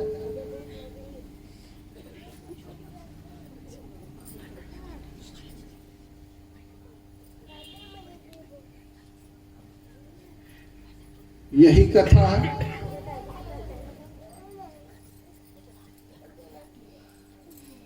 बच्चे को शांत करो। यथार्थ में यही भागवत है। संत का चरित्र श्रवण करना, भगवंत का चरित्र श्रवण करना, संत भगवंत की महिमा को बतलाना, यथार्थ में यही भागवत है। संत और भगवंत के चरित्र को सुनने से मनुष्य को कौन कहे, जो प्रेत बन गया उसका भी उद्धार हो जाता है, भूत का भी उद्धार हो जाता है। और भगवान सूर्य के कहने पर गोकर्ण ने कथा का अनुष्ठान किया। सब लोग सुनने के लिए बैठे और धुंधकारी प्रेत कहाँ बैठता? प्रेत का शरीर वायु प्रधान होता है, देवता का शरीर अग्नि प्रधान होता है। तो वायु के समान चंचल उनका शरीर, वह कहाँ बैठेगा? एक जगह बैठ नहीं सकता। कथा सुनने के लिए एक जगह बैठना पड़ता है। तो धुंधकारी कहाँ बैठता? 7 गांठ वाला एक बांस सामने पड़ा हुआ था, उसी बांस के नीचे के क्षेत्र में वो घुस गया। वहीं से बैठ करके वह सुनने लगा। शाम तक कथा हुई और उस कथा के प्रभाव से उस बांस की पहली गांठ जो है सायंकाल में फट गई। दूसरे दिन की कथा शुरू हुई, दूसरी गांठ फट गई। तीसरे दिन की कथा हुई, तीसरी गांठ फट गई। 7वें दिन की कथा जब पूरी होती है तो 7वीं गांठ फट गई। बांस 2 भागों में अलग हो गए और उसी बांस के अंदर से वो धुंधकारी प्रेत, अब वो प्रेत नहीं रहा, देवता बन करके भरी सभा में खड़ा हो गया। 7 दिन पहले जो प्रेत था, 7 दिन के बाद वही प्रेत देवता बन गया। अभी जो कर्म आप लोग कर रहे हैं, उसी कर्म की महिमा में बतला रहा हूं। यहाँ पर गाय दान भी हुआ है, भूमि दान हुआ, अन्न दान हुआ, वस्त्र दान हुआ, बहुत दान हुआ। उससे कर्म नहीं कट सकता है, पुण्य भले हो सकता है। पुण्य होना अलग बात है और कर्म कट जाना यह अलग बात है। अभी जो आप लोग सत्संग सुन रहे हैं, भगवान श्री कृष्ण ने कहा, नहीं ज्ञानेन सदृशम पवित्र में विद्यते। ज्ञान से बढ़कर दुनिया में कोई पवित्र चीज नहीं हो सकती। सर्वं कर्माखिलम पार्थ ज्ञाने परिसमाप्यते। सारे बंधनदायक कर्म इस ज्ञानमय यज्ञ में सब समाप्त हो जाते हैं। सारा कर्म नष्ट हो जाता है। कितना पाप किया था धुंधकारी, 7 दिन की कथा में सारा पाप भस्म हो गया। जैसे अग्नि ईंधन को जला करके स्वाहा कर देती है, वैसे ही सत्संग जीव के सारे किए कराए कर्म को स्वाहा करके जीव को निर्मल बना देता है। यह ऐसा कर्म है जो अभी आप लोग कर रहे हैं। यही एक ऐसा कर्म है जिस कर्म के करने से पितरों का उद्धार होता है। धुंधकारी का उद्धार हो गया, धुंधकारी देवता बन गया। नंद सुनंद पार्षद आए विमान लेकर और धुंधकारी से कहा, अब आप इस विमान पर बैठे। धुंधकारी कृतज्ञता ज्ञापित करते हुए अपने छोटे भाई गोकर्ण से कहा, भैया हमने बहुत पाप किया जिस पाप का कोई वर्णन नहीं हो सकता। हम अपने पाप से कभी मुक्त हो ही नहीं सकते, लेकिन आपने 7 दिनों तक कथा सुनाकर हमारे सारे पाप को खत्म कर दिया, प्रेतत्व से देवत्व की प्राप्ति करा दिया। जुग जुगान में मैं आपका ऋणी बना रहूंगा। आज मैं धन्य हो गया, आज मैं कृतकृत्य हो गया। विमान पर बैठने के लिए धुंधकारी जा रहा था। उसी वक्त सारे श्रोता लोग गोकर्ण से कहने के लिए आए, 7 दिनों तक कथा तो हमने भी सुनी है, हमारे लिए विमान नहीं आया, और अकेला धुंधकारी के लिए विमान आया। आजकल भगवान भी समाज में भेद पैदा करते हैं। जब विमान ही लेकर के भेजे थे तो सबके लिए विमान भेजते, एक के लिए विमान भेजा, हम सारे लोग ऐसे रह गए। गोकर्ण ने कहा, जो विमान लेकर के आया है उन्हीं से पूछो कि तुम्हारे लिए विमान क्यों नहीं आया। समाज के लोगों ने नंद सुनंद से पूछा, कथा तो हम लोगों ने भी सुनी है,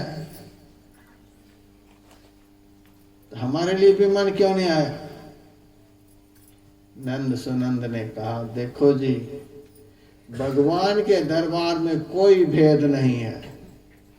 भगवान ने सूरज बनाया, सूरज भगवान किसी के साथ भेद पैदा करते हैं, इसके घर में ज्यादा रोशनी दो, उसके घर में कम रोशनी दो। सूरज भगवान किसी के साथ भेद पैदा नहीं करते, चंद्रमा किसी के साथ भेद पैदा नहीं करते। भगवान की बनाई हुई हवा है, किसी को कम लगती है, किसी को ज्यादा लगती है, ऐसा नहीं होता है। हवा सबके साथ एक जैसा व्यवहार, पानी सबके साथ एक जैसा व्यवहार, धरती सबके साथ एक जैसा व्यवहार। भगवान की बनाई हुई जितनी चीजें हैं सबके साथ एक जैसा व्यवहार करती हैं। भगवान कैसे दो तरह के व्यवहार करेंगे। भगवान सबके साथ एक जैसा व्यवहार करते हैं। तो भगवान की कथा में भेद नहीं है, आप लोगों की श्रद्धा में भेद है, कथा सुनने में भेद है। आप लोग कथा सुनने के लिए आते थे, खा पी करके खूब आराम से बैठते थे, किसी को झपकी भी आ जाती थी, कोई जैसे तैसे बैठ करके कोई गप्पे भी लड़ा लेते थे, बीच में कोई नाती पोते से बातचीत भी कर लेते थे। किसी के साथ में छोटे छोटे बच्चे भी हैं, कभी उधर ध्यान जाता है तो कभी कथा में ध्यान। कथा से उठने के बाद फिर घर गए, वही घोड़ा वही मैदान, कोई फर्क नहीं पड़ता है। लेकिन इस धुंधकारी ने बहुत श्रद्धा के साथ एक ही जगह पर बैठ करके कथा सुनी। न उनके साथ पोते आए, न कोई बेटा आया, न कोई सगे संबंधी आए, आराम से वो कथा सुनते रहे। भूखे प्यासे निराहार रह करके कथा का श्रवण किया है। दिन में कथा को यह सुनता था, रात में जो सुनता था वो करता था। 2 तरह के उपदेश होते हैं, एक तो वाणी के माध्यम से, दूसरे कर्म के माध्यम से। अभी आप लोगों को वाणी के माध्यम से उपदेश सुनाया जा रहा है।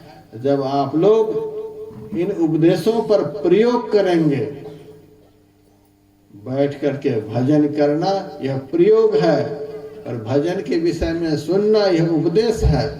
सुनो और तदनुकूल आचरण करो, तब पूरी कथा हुई। यह दिन में सुनता था, रात में सुन करके आचरण करता था। आप लोग केवल सुन करके घर चले जाते थे, और यह कहीं जाता नहीं था।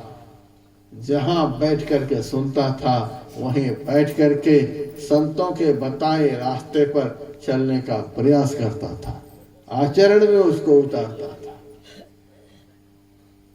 पानी पानी बोलने से, पानी पानी के विषय में सुनने से प्यास नहीं बुझ जाती है। ज्ञान हो जाता है कि पानी के पीने से प्यास बुझ जाएगी, लेकिन प्यास बुझेगी तब जब आप पिएंगे। उसी तरह से भजन करो, भजन करो, भजन करो। इतना सुनने मात्र से भजन का फल नहीं मिल जाता, ज्ञान हो जाता है, लेकिन जब आप करेंगे तब आपको भजन का फल प्राप्त होगा। तो सुनना भी है, करना भी है, इलम और अमल दोनों बातें। तो धुंधकारी ने सुना और किया। आप लोग भी धुंधकारी की ही तरह कथा का श्रवण करें, आप लोगों के लिए भी विमान आएगा। दूसरी बार कथा का अनुष्ठान गोकर्ण ने किया और धुंधकारी की ही तरह सबने कथा का श्रवण किया। सबके लिए विमान आया और सबको लेकर गोकर्ण भगवान के धाम में चले गए।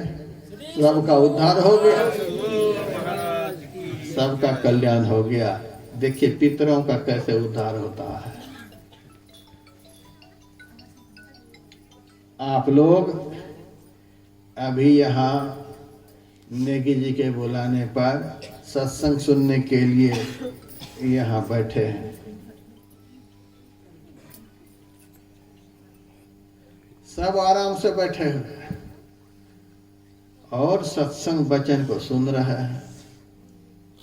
आप तो यहाँ बैठ करके सुन रहे हैं, लेकिन आपके यहाँ बैठने से और कुछ हो रहा है। शायद आपको इस बात का पता नहीं होगा। आप लोग यहाँ बैठकर सत्संग वचन सुन रहे हैं, लेकिन आपके यहाँ बैठने से और कुछ यहाँ हो रहा है, आपको पता नहीं। लेकिन धर्म ग्रंथ में लिखा हुआ है, जो संतों की शरण में जाकर संतों की पवित्र वाणी को श्रद्धा समन्वित होकर के श्रवण करता है,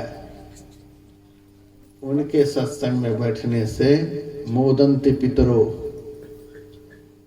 आपके जितने पितर हैं सब आज आनंदित हो रहे हैं। यह ऐसा कर्म है। आप श्राद्ध कर्म कराइए घर में। आपके बाप का भगवान जाने, हम किसी कर्म का खंडन नहीं करते हैं। आप किसी पंडित जी को, ब्राह्मण को बुला करके अपने पिताजी का श्राद्ध करवाइए, हो सकता है आपके पिता का उद्धार हो जाए। लेकिन उस घर में दो चार जो आपके संबंधी बैठे हैं, उनके भी तो पिता मरे होंगे, उनके दादा भी जो गए होंगे, उनका तो उद्धार नहीं होगा। आप अपने घर में श्राद्ध कर्म कराइए। उस श्राद्ध कर्म से केवल आपके पिता का उद्धार हो सकता है। बाकी लोगों के पिता का, उनके दादाजी का, उनके पितरों का उद्धार होगा? नहीं होगा। जो कर्म कराएगा उनके घर का उद्धार हो सकता है। लेकिन अभी नेगी जी सत्संग का आयोजन कराए हैं, यह ऐसा कर्म है। इस कर्म में जो जो भाग लिए हैं, जितने लोग यहाँ बैठे हैं, सबके पूर्वजों का उद्धार हो गया। सब ऐसा नारद जी ने लिखा है भक्ति सूत्र में, मोदंत पितरो। यह सत्संग इतना बड़ा शुभ कर्म है, इतना बड़ा आयोजन है। इस सत्संग के करने से, इस सत्संग में भाग लिए हुए सभी श्रोताओं के पूर्वजों का उद्धार। मोदंत पितरो नृत्यंति देवता, जो अपने घर में किसी देवी देवताओं के पूजा करवाते होंगे, केवल उन घर वाले से देवी देवता खुश होते होंगे। पड़ोस वाले के घर के देवी देवता थोड़े खुश हो जाएंगे। जो अपने घर में देवी देवता की पूजा करवाएंगे, देवी देवता उस घर वाले से खुश होंगे। दूसरे घर वाले से थोड़े खुश होंगे। लेकिन इस सत्संग की ऐसी महिमा है कि जो सत्संग में आकर के बैठ जाते हैं तो यहाँ बैठने वाले से सब देवी देवता खुश हो जाते हैं। नृत्यंत देवता, सभी देवी देवता खुशी के मारे स्वर्ग में आज नाच रहे हैं। इन लोगों का अहोभाग्य है कि हम स्वर्ग से नहीं जा सके सत्संग सुनने के लिए, लेकिन ये लोग भारत में जन्म लेकर के नेगी जी के घर पर बैठकर सत्संग सुन रहे हैं। देवता लोग नाच रहे हैं खुशी मार। सनाथाचार्य भूर्भवती, धरती माता धन्य धन्य हो रही है इस सत्संग के प्रभाव से। पद्म पुराण में लिखा हुआ है, स्फोटयन्ति पितरो नृत्यन्ति च पितामहा मदवंशे वैष्णवो जाता सौनस्त्राता भविष्यति। आप लोग तो यहाँ सत्संग में बैठे हैं, लेकिन आपके यहाँ बैठने से जो पुण्य प्राप्त हो रहा है, उस पुण्य से क्या हो रहा है? पुण्य तो आप लोग यहाँ बैठ करके कर रहे हैं, लेकिन आपके पिताजी जो देह छोड़कर गए,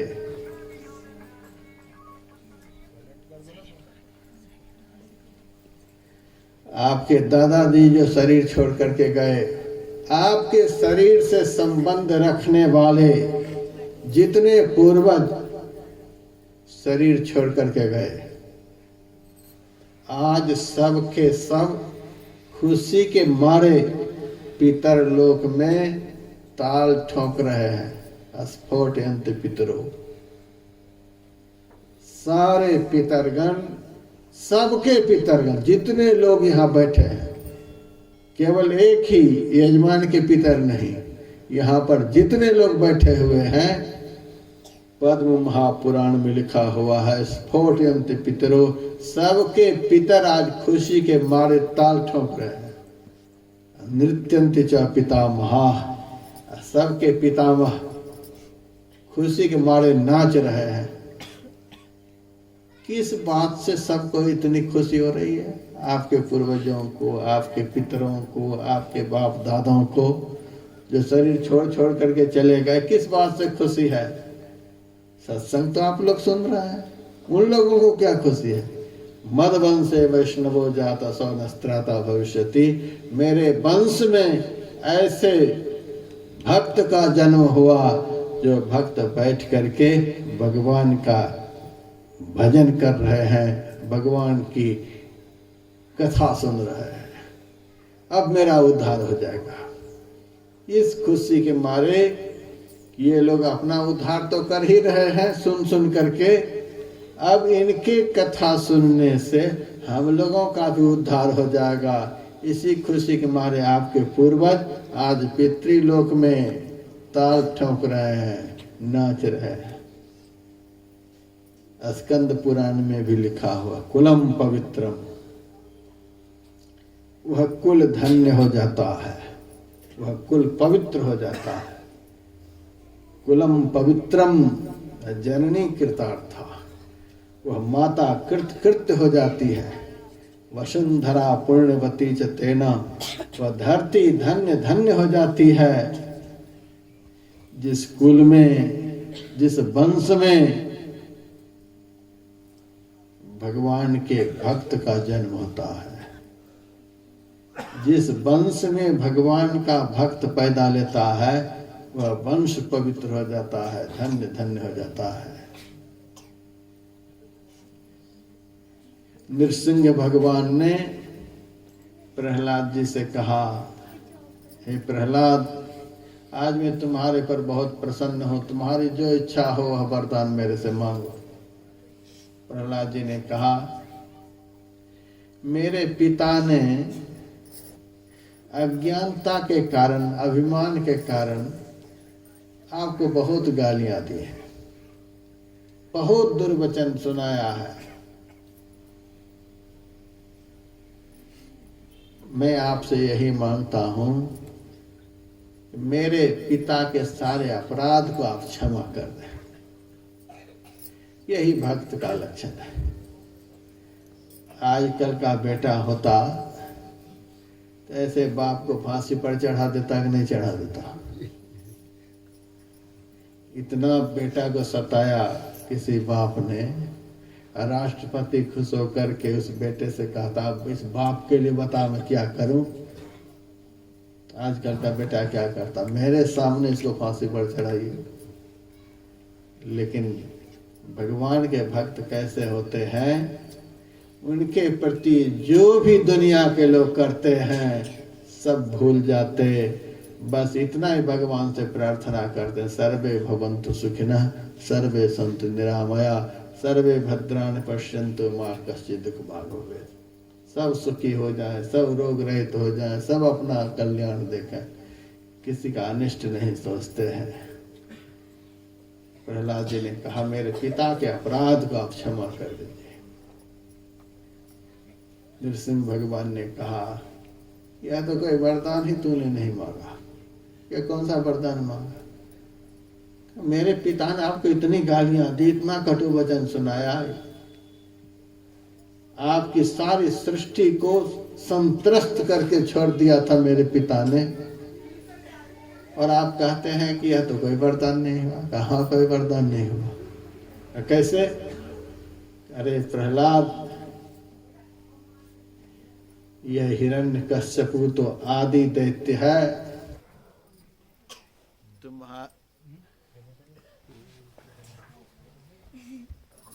कन्न भगवान की जय। तुम्हारे पिता तो आदि दैत्य है। मैं कह रहा हूं, तुम्हारे जैसा भक्त जिस वंश में पैदा लेता है, उस वंश के 21 पीढ़ी ऊपर के और 21 पीढ़ी नीचे के सबका उद्धार एक साथ हो जाता है। एक भक्त के जन्म लेने से, वंश में एक भक्त के हो जाने से सारे पूर्वजों का उद्धार हो जाता है, सारे पितरों का उद्धार हो जाता है। रामायण में तुलसीदास जी ने भी लिखा, सो कुल धन्य मां सुनो। वह कुल धन्य है, संसार भर में पूजे जाने के योग्य है कि जिस कुल में, जिस वंश में भगवान के भक्त होते हैं। यह है भगवान के भक्त की महिमा, और यह है भगवान की भक्ति की महिमा। एक बार संत कबीर साहब से किसी ने पूछा, महाराज हम बड़े गरीब आदमी, मेरे पास पैसे नहीं कि किसी तीर्थ में जा सके, शरीर भी स्वस्थ नहीं रहता कि मैं किसी तीर्थ में जाकर के दर्शन पर्शन कर सकूं, दान पुण्य कर सकूं। तो महाराज, कोई ऐसा तीर्थ इस संसार में है कि जिस तीर्थ में जाने के लिए कैसा भी शरीर हो वो आराम से चला जाए? कोई ऐसा तीर्थ है जिस तीर्थ में जाने के लिए कोई पैसे की जरूरत नहीं, बहुत नजदीक का तीर्थ हो और आसानी से सब कोई उस तीर्थ का सेवन कर सके? कोई ऐसा तीर्थ है? संत कबीर ने कहा, हाँ ऐसा तीर्थ है। कहा, वह कौन सा तीर्थ है? कहा, उस तीर्थ का नाम है संत तीर्थ। संत स्वयं तीर्थ होते हैं। साधूनां दर्शनम पुण्यं तीर्थ भूता हि साधवः कालेन फलते तीर्थम सद्यः संत समागमः। दुनिया के जितने तीर्थ हैं वे तो कालांतर में फल देते हैं, लेकिन संत ऐसे तीर्थ होते हैं जिनके दर्शन मात्र से तत्काल सब फल प्राप्त हो जाता है। सत्य है संत समागम। संत तीर्थ सबसे बड़ा तीर्थ होता है। ऐसा चाणक्य नीति में लिखा हुआ है। उनके दर्शन मात्र से सारे तीर्थ के दर्शन के पुण्य प्राप्त होते हैं। तो संत के चरण में कहते हैं 68 तीर्थ संत के चरणन, संत के चरण में दुनिया के सारे तीर्थ निवास करते हैं। यदि किसी भाग्यवान को संत के चरण का स्पर्श भी प्राप्त हो जाए, दुनिया के सारे तीर्थ करने का पुण्य प्राप्त हो जाए। एक पैसा खर्च नहीं, कहीं जाने की जरूरत नहीं। बद्रीनाथ में आपको जाना पड़ेगा, बद्रीनाथ आपके पास उठकर यहाँ नहीं आएगा। केदारनाथ में आपको जाना पड़ेगा, केदारनाथ उठकर आपके गांव में नहीं आ जाएगा। द्वारकापुरी में आपको जाना पड़ेगा, द्वारकापुरी यहाँ उठ करके नहीं आ जाएगी। अयोध्या में आपको जाना पड़ेगा, अयोध्या आपके पास उठ करके नहीं आ जाएगी। दुनिया के जितने भी तीर्थ हैं सब जड़ तीर्थ हैं, वहाँ जाना पड़ेगा। लेकिन संत जो होते हैं, जो जग जंगम तीर्थ राजू, अभी आप लोगों ने रामायण में सुना, चलता फिरता तीर्थराज। संत स्वयं जाकर के सारे तीर्थ का फल प्रदान करते हैं। संत स्वयं जाकर के समाज का कल्याण करते हैं।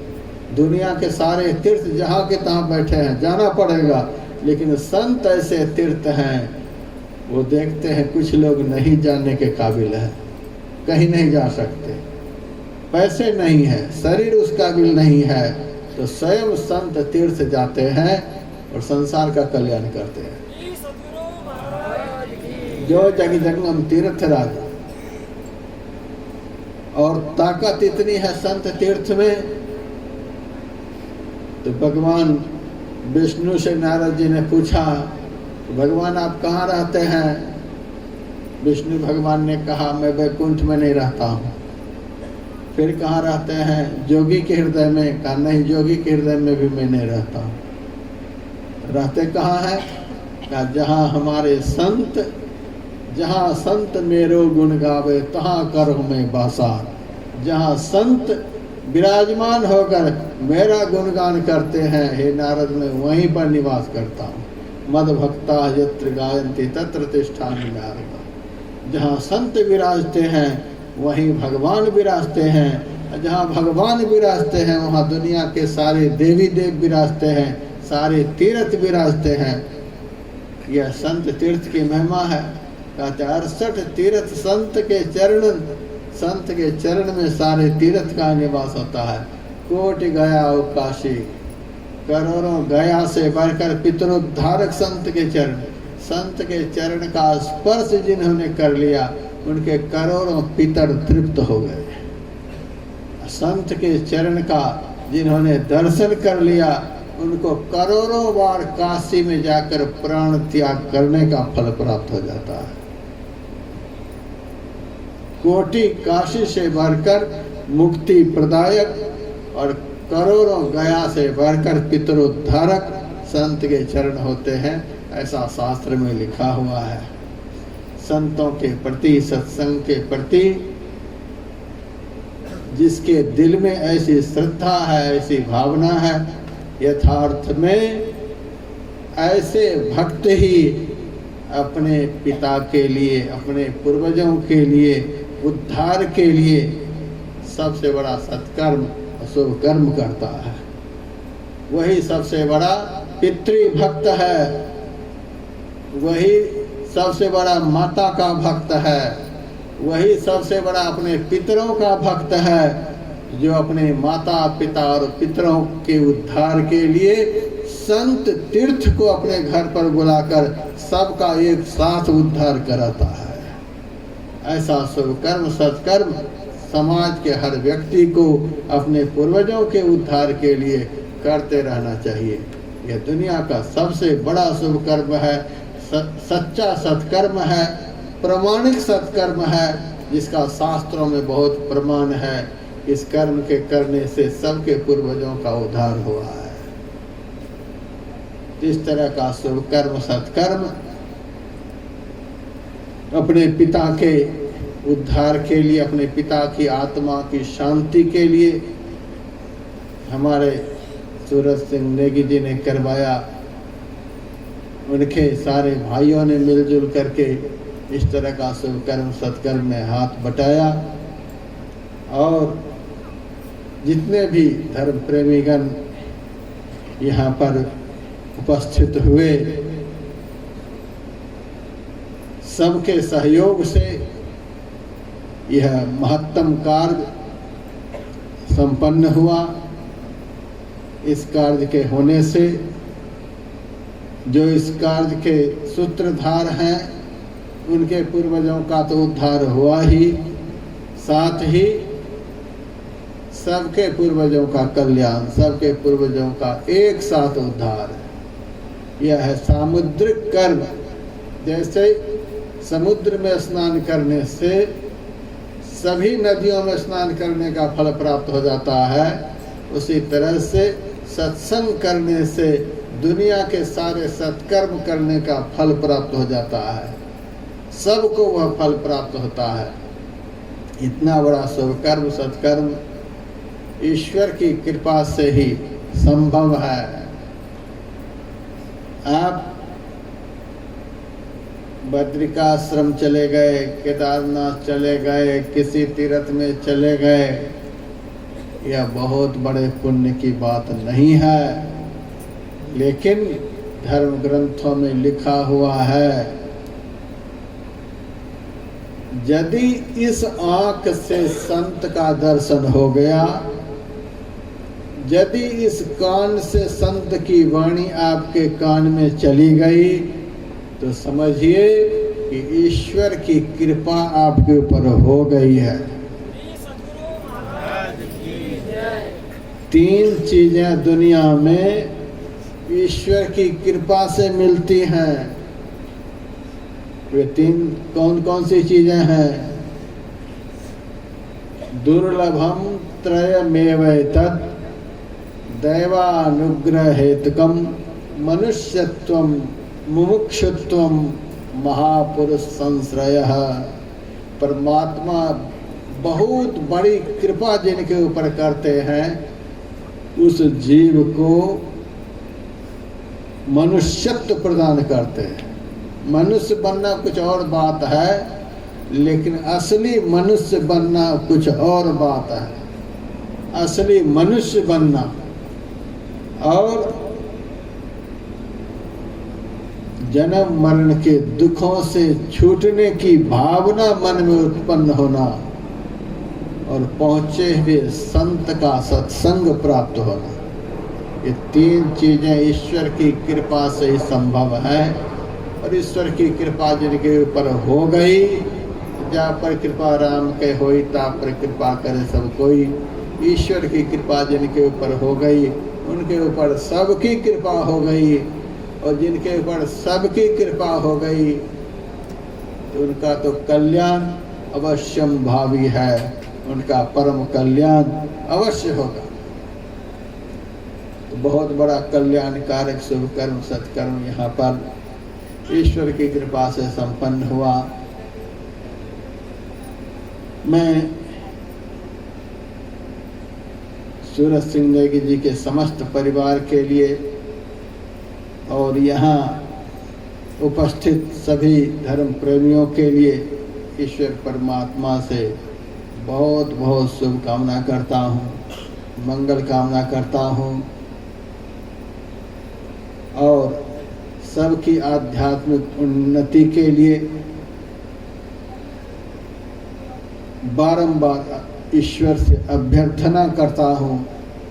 इन्हीं शब्दों के साथ मैं अपनी वाणी को विराम दे रहा हूँ। अब दो शब्द हमारे नेगी जी धन्यवाद ज्ञापन के रूप में, इसके बाद दो आध्यात्मिक आरतियाँ आप लोग बैठे बैठे करेंगे, तत्पश्चात यह कार्यक्रम संपन्न हो जाएगा। ओम शांति शांति। बोलिए।